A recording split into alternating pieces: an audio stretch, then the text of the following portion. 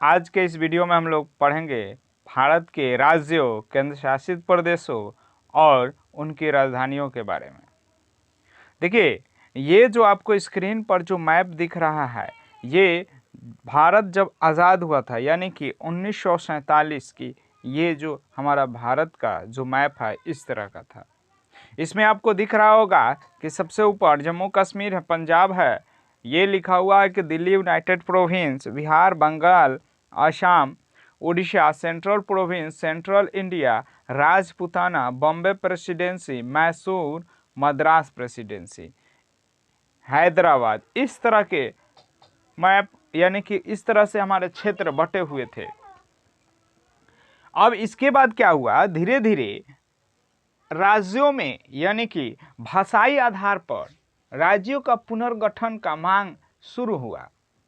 लेकिन हमारे जो देश के माननीय प्रधानमंत्री और माननीय राष्ट्रपति डॉक्टर राजेंद्र प्रसाद थे और इनके कुछ सहयोगी और विद्वान लोग जो यहाँ के जो नेता लोग थे, इन लोगों ने अपने में सहमति और अपने में बैठक करके ये निर्णय लिया कि अगर भाषाई आधार पर राज्यों का गठन कर दिया जाए तो विभाजन की स्थिति की समस्या पैदा हो जाएगी। इसलिए इन लोगों ने इस मांग को खारिज कर दिया।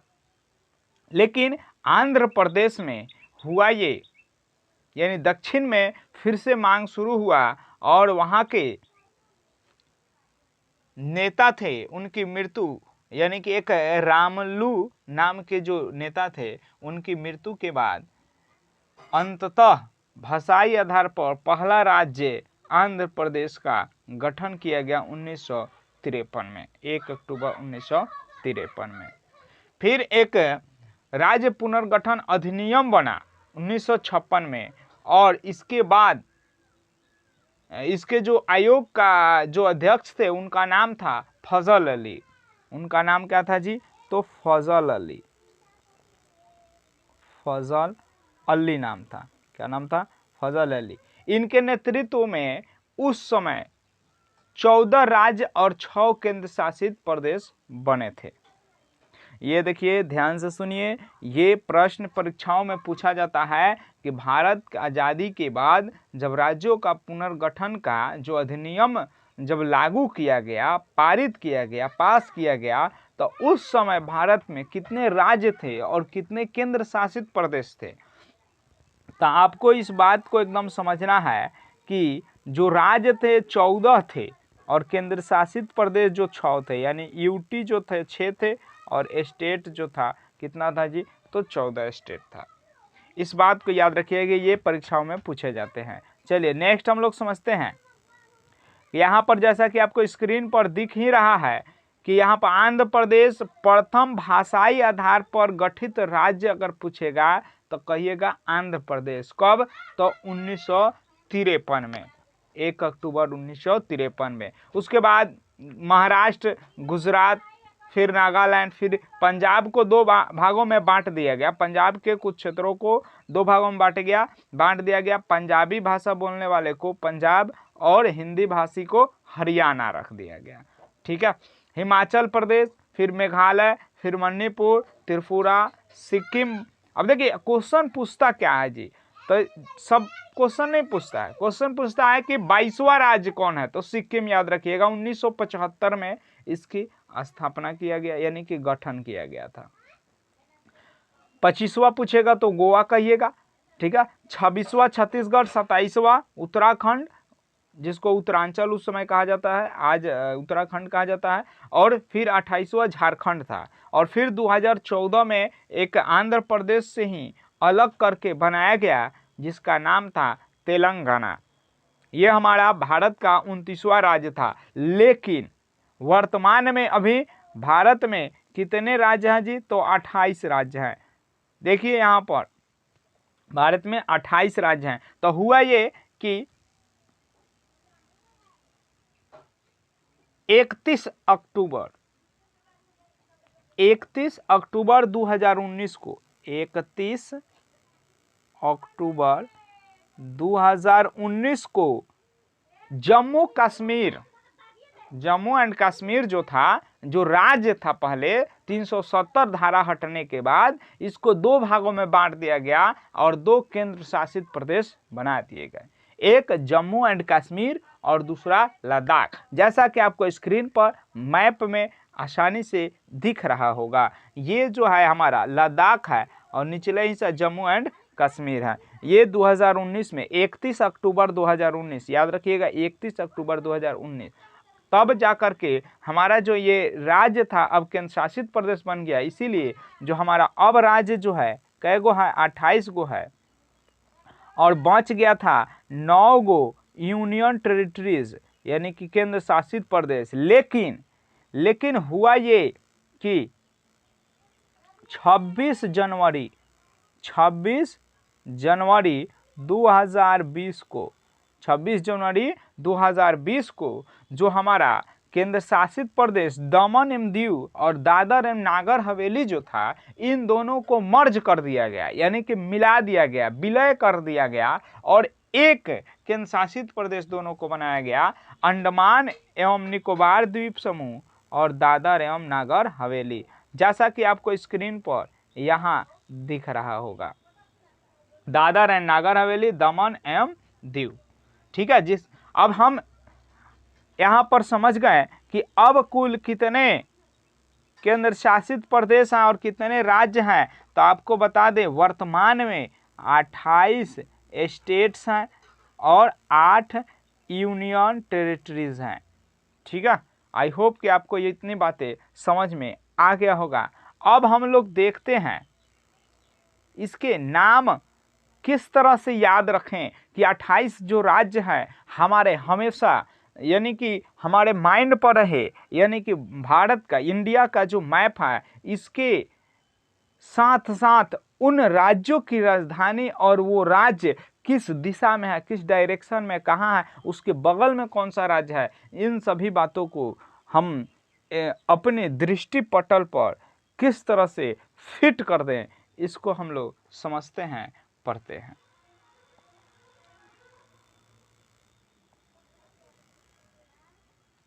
चलिए, आई होप कि इतनी बातें समझ में आया होगा। अब हम लोग पढ़ेंगे, सबसे पहले हम लोग राज्य देखेंगे, ठीक है, उसके बाद उसकी राजधानी समझेंगे, राज्य और उसकी राजधानी। हम लोग शुरू करते हैं, सबसे पहले यहां देखिए, सबसे पहले हम लोग बिहार से शुरू करेंगे। देखिए बिहार, इसके बाद जैसे हम लोग ऊपर की तरफ बढ़ेंगे, इधर हम लोग देखिए किस तरह डायरेक्शन से हम लोग जाएंगे। देखिए बढ़िया से हम लोग इस तरह से जाएंगे, फिर इस तरह से आएंगे, फिर इस तरह से आएंगे और फिर इस तरह से जाएंगे और यहाँ जाने के बाद इस तरह से चले जाएंगे। ठीक है, हमारा खत्म हो जाएगा। चलिए देखते हैं हम लोग किस डायरेक्शन से, इस डायरेक्शन में जाना है, ध्यान दीजिएगा। चलिए बिहार हो गया, इसके बाद बढ़िएगा तो उत्तर प्रदेश आएगा। उत्तर प्रदेश से देखिए अभी हम लोग यूटी नहीं पढ़ेंगे, अभी हम लोग केवल स्टेट्स पढ़ेंगे।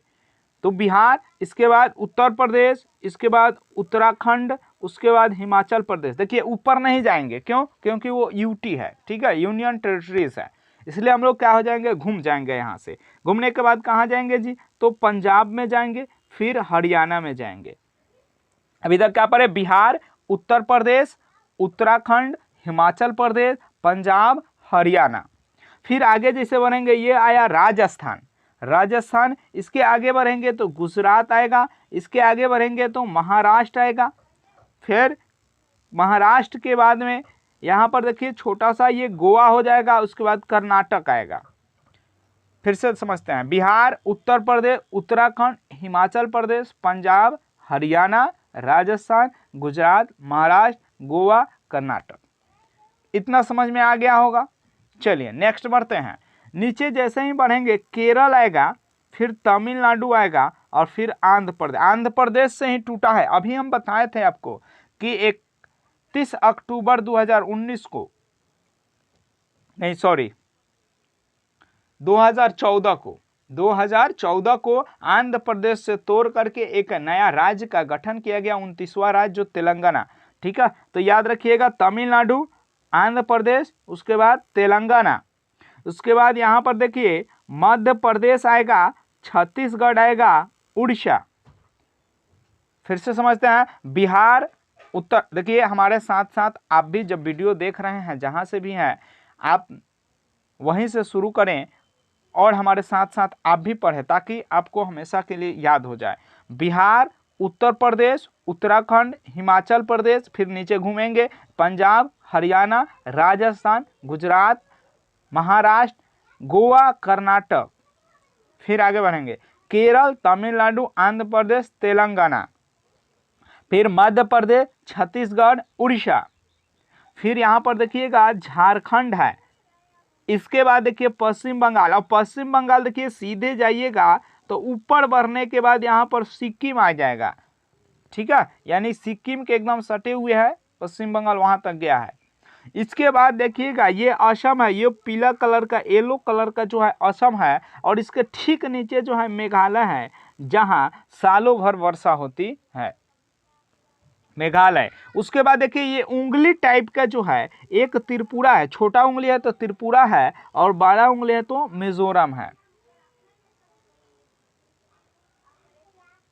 आई होप कि आपको इतनी बातें समझ में आ रहा होगा। फिर से एक बार हम लोग रिपीट करते हैं, बिहार, उत्तर प्रदेश, उत्तराखंड, हिमाचल प्रदेश, पंजाब, हरियाणा, राजस्थान, गुजरात, महाराष्ट्र, गोवा, कर्नाटक, केरल, तमिलनाडु, आंध्र प्रदेश, तेलंगाना, मध्य प्रदेश, छत्तीसगढ़, उड़ीसा, झारखंड, पश्चिम बंगाल। ऊपर जाएंगे तो सिक्किम आएगा, उसके बाद असम, उसके नीचे क्या, असम के नीचे क्या है, मेघालय है। उसके बाद दो उंगली है, एक छोटा वाला है त्रिपुरा और बड़ा वाला मिजोरम। उसके बाद मणि, और मणि किसके पास होता है, नाग के पास, तो याद रखिएगा मणिपुर। उसके बाद नागालैंड, और उसके बाद जो है अरुणाचल प्रदेश है। देखिए भारत का सबसे पूर्वी राज्य कहेगा तो क्या कहिएगा, अरुणाचल प्रदेश, जिसको उगते सूर्य, यानी कि सबसे पहले सूर्य पूछेगा किस राज्य में दिखाई देता है जी, तो अरुणाचल प्रदेश में। क्यों, क्योंकि सबसे पूरब में तो वही है, तो सूरज पूरब से ही दिखाई देगा। ठीक है, आई होप कि इतनी बातें समझ में आ गया होगा। हम लोग इसको एक बार रिपीट करते हैं पूरा। ठीक है, बिहार, उत्तर प्रदेश, उत्तराखंड, हिमाचल प्रदेश, फिर घूमेंगे पंजाब, हरियाणा, फिर राजस्थान, गुजरात, महाराष्ट्र, फिर गोवा, कर्नाटक, केरल, तमिलनाडु, आंध्र प्रदेश, तेलंगाना। ठीक है, इसके बाद मध्य प्रदेश, छत्तीसगढ़, उड़ीसा, झारखंड, पश्चिम बंगाल, ऊपर बनेंगे तो सिक्किम, उसके बाद असम, मेघालय, छोटा उंगली त्रिपुरा, मिजोरम, फिर मणि। मणि मिलेगा किसके पास रहता है मणि, तो नाग के पास, तो नागालैंड। मणिपुर के बाद नागालैंड, और उसके बाद कहाँ चल जाएगा, अरुणाचल प्रदेश। सूर्य भगवान का दर्शन कर लीजिए। ठीक है, आई होप कि इतनी बातें समझ में आ गया होगा। अब हम इसके साथ साथ हम लोग उनकी राजधानी भी पढ़ लें। तो चलिए, बिहार की राजधानी जो है पटना है, सबके नीचे स्क्रीन पर आपको दिख रहा होगा। ठीक है, चलिए फिर से हम लोग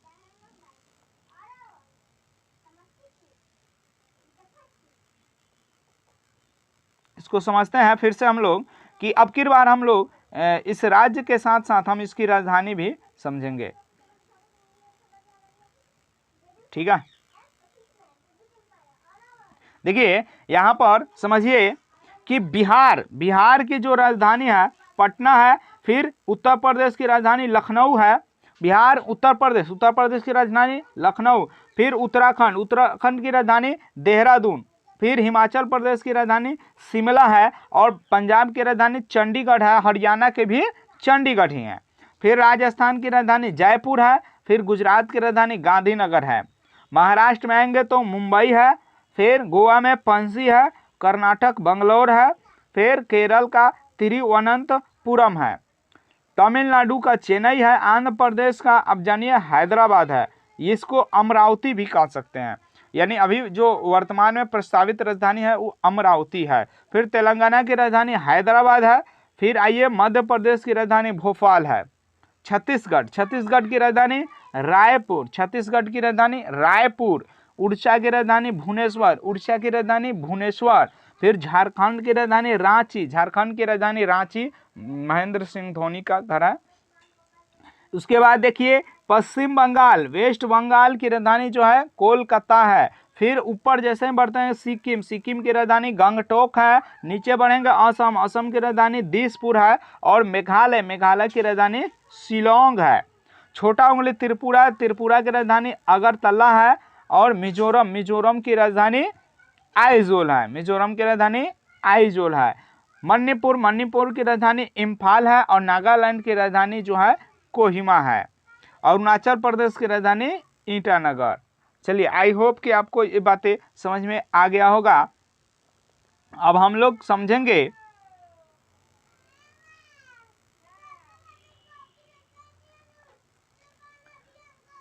देखिए, अब हम लोग समझेंगे यूटी यानी कि यूनियन टेरिटरीज, यानी इसको कहते हैं हिंदी में केंद्र शासित प्रदेश या संघ शासित प्रदेश कहिए। चलिए देखते हैं, सबसे ऊपर पढ़ेंगे।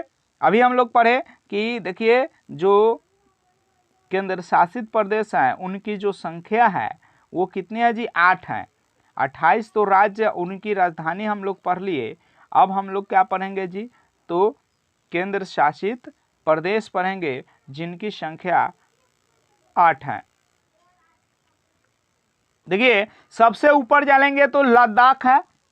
फिर उसके बाद ये यहाँ जम्मू एंड कश्मीर है, लद्दाख, फिर जम्मू एंड कश्मीर। चलिए उसकी राजधानी हम लोग पढ़ते चले साथ साथ। लद्दाख की राजधानी लेह है। जम्मू एंड कश्मीर जो है इसकी 2 राजधानी बनाया गया है, एक तो श्रीनगर और दूसरा जम्मू। अब देखिए कंफ्यूजन ये होता है, एक ग्रीष्म ऋतु के लिए बना हुआ है, एक शरद ऋतु के लिए बना हुआ है। तो हम लोग इसको कहेंगे एक जाड़ा के दिन के लिए बना हुआ है, जाड़ा के दिन में, और एक गर्मी के दिन में।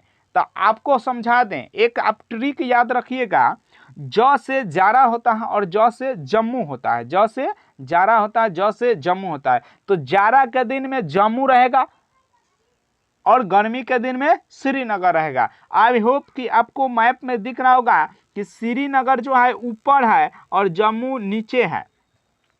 तो बताइए कि भारत के ऊपरी हिस्सा में जैसे बढ़ेंगे ठंडी का होगा जी, बढ़ते जाएगा, और भारत के दक्षिणी हिस्सा में जैसे जाएंगे गर्मी बढ़ते जाता है।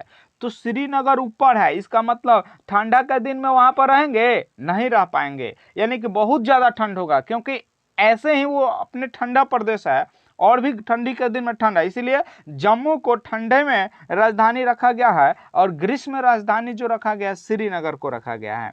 आई होप कि आपको दोनों राजधानी में कभी कंफ्यूजन नहीं होगा। ज से जाड़ा याद रखिएगा, ज से जम्मू याद रखिएगा। चलिए नेक्स्ट हम लोग समझते हैं। यहां पर देखिएगा चंडीगढ़ एक है, चंडीगढ़ ये भी केंद्र शासित प्रदेश है, और फिर दिल्ली जो है ये भी केंद्र शासित प्रदेश है। तो चंडीगढ़ और दिल्ली ये भी केंद्र शासित प्रदेश है। शुरू से देखते हैं, लद्दाख जिसकी राजधानी लेह है, जम्मू एंड कश्मीर जिसकी 2 राजधानी है, जाड़ा के दिन में जम्मू और गर्मी के दिन में श्रीनगर। फिर चंडीगढ़, चंडीगढ़ की राजधानी चंडीगढ़ ही है। दिल्ली है, दिल्ली की राजधानी न्यू दिल्ली है, ठीक है। उसके बाद देखिए यहाँ पर आएंगे तो दमन, दादर एवं नागर हवेली, दमन एवं दीव, इसकी राजधानी जो है दमन है, यहाँ पर दिख रहा होगा दमन। इसके बाद देखिए अरब सागर में एक द्वीप है जिसका नाम है लक्षद्वीप, इसकी राजधानी जो है कावारती है, जैसा कि यहाँ पर स्क्रीन पर हम दिखा रहे हैं।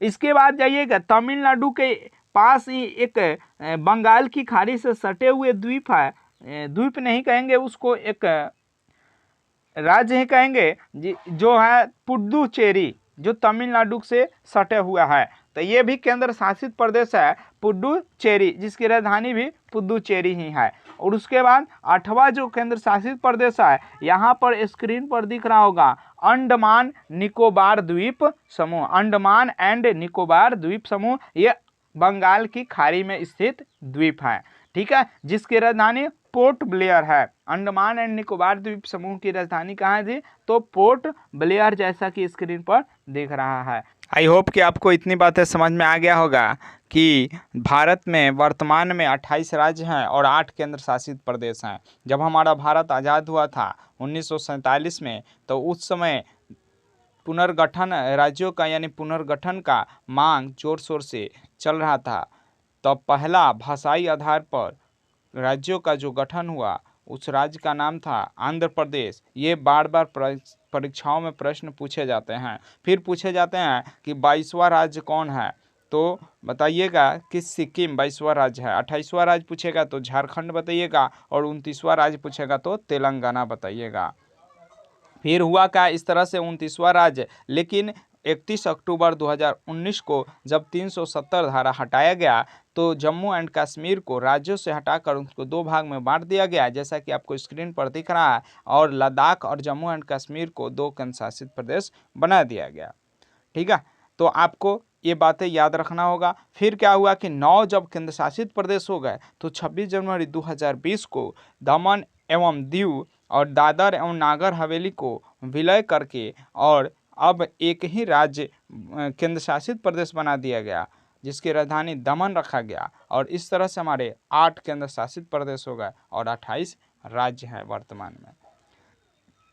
चलिए, मैप के द्वारा पढ़ने से हमको ये फायदा होता है कि अगर परीक्षाओं में प्रश्न पूछ दे कि भारत का पूर्वी राज्य, तो आपको मैप से अगर पढ़े हैं तभी आपको याद रहेगा कि अरुणाचल प्रदेश है, आसानी से बता सकते हैं। कहेगा कि दक्षिणतम राज्य बताइए तो तमिलनाडु, कहेगा कि पश्चिम वाला राज्य बताइए, सबसे पश्चिम में तो गुजरात कह दीजिएगा। कहेगा कि सबसे उत्तर वाला राज्य बताइए, ध्यान दीजिए, राज्य कहेगा तो हिमाचल प्रदेश कहिएगा, अगर केंद्र शासित प्रदेश कह देगा तो लद्दाख कहिएगा। तो पढ़ने से, यानी मैप के द्वारा पढ़ने से यही सब फायदे होते हैं। ठीक है, आई होप कि आपको इतनी बातें समझ में आ गया होगा। अगर इसी तरह के रोचक और जानकारी से भरपूर वीडियो देखना चाहते हैं तो हमारे चैनल को सब्सक्राइब करें, लाइक करें और शेयर करना मत भूलिएगा, ताकि आपके माध्यम से अगर किसी का भला हो रहा है तो बहुत अच्छी बात है। तब तक बने रहिए हमारे इसी चैनल पर, यानी स्टडी ट्रेंड्स पर। धन्यवाद।